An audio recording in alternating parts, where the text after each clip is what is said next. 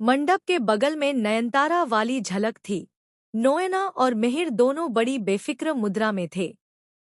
नोएना ने पूरे विश्वास के साथ कहा था कि यही सही मैच है, यही लड़का परी के लिए ठीक है। उसने अपने तर्क इतने पुख्ता तरीके से रखे कि मिहिर भी मान गया। घर के बड़े बुजुर्गों की बातें और परिवार की इच्छा भी इस शादी को आगे बढ़ा रही थी। पर तुलसी को हर बार उस बात का डर सताता कि किस तरह से परी की पूरी जिंदगी किसी चालाक नकाब के पीछे छुपे इंसान के हवाले हो जाएगी। उसे याद आया कि परी की मासूमियत, उसकी हंसी, उसकी भरोसे की सहजता, सब कुछ रणविजय के आगे बेचा जा सकता था, अगर किसी ने समय रहते सच्चाई नहीं बताई। वृंदा की आवाज आज सुबह भीड़ में गूंजती हुई लग रही थी।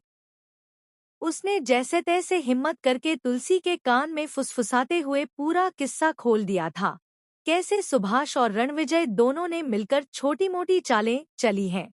कैसे सुभाष ने अपने स्वार्थ के लिए परी की बातों का मजाक बनाया और कैसे रणविजय ने धन की लोलुपता में परीक्षा देकर परी के घर को दबोचा।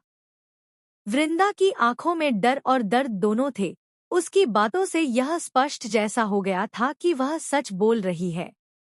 उसने साफ कहा, मैं अपनी बेटी की शादी किसी ऐसे शख्स से नहीं होने दूंगी जो उसे सिर्फ संपत्ति समझता है। यह सुनकर तुलसी का मन लहरा उठा, पर उत्सुकता के साथ साथ एक भारी जिम्मेदारी भी उसके कंधों पर आ गिरी। क्या वह अब खुलकर बताए या चुप रहे और परी की जिंदगी तबाह हो जाए? समय तेजी से बढ़ रहा था। घुंघरू की टिक-टिक, माला की खनखनाहट और परिवार की बातें, सब कुछ एक अजीब ताल पर चल रहा था। परी अपनी सास की गोद में बैठी कुछ मुस्कुरा रही थी, पर उसकी आंखों में कुछ बेचैनी थी जिसे कोई भी समझ नहीं पा रहा था। उसे कुछ महसूस हो रहा था, पर वह समझ नहीं पा रही थी कि किस बात की वजह से उसका दिल घबराया हुआ है।